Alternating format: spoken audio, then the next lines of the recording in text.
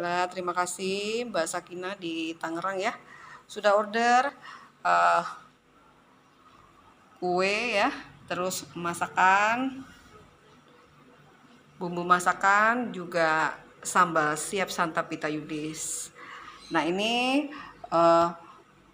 kue lapis kojonya ya, lapis kojo pandan khas Palembang seperti ini Mbak kuenya. Terus ini brengkes ikan tempoyak ya. Nah, ini brengkes ikan yang original ya. Brengkes ikan patin. Ini pindang ikan patin.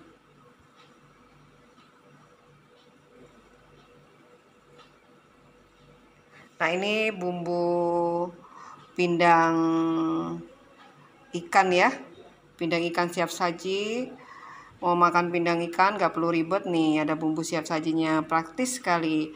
Terus ini bumbu pindang tulang ya. Nih. Mau masak pindang tulang juga praktis, ala wong Palembang gak perlu ribet nih bumbu siap sajinya. Pastinya ala dapur Ita Yudis ya, rasanya lemak nian.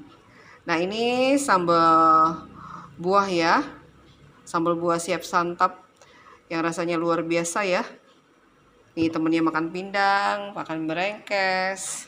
Terus ini ada sambal cenge ya, sambal cenge siap santap Ita Yudis nih, yang rasanya asam, manis, pedas, mantap. Juga ada daging malbi siap santapnya, seperti ini ya daging malbinya.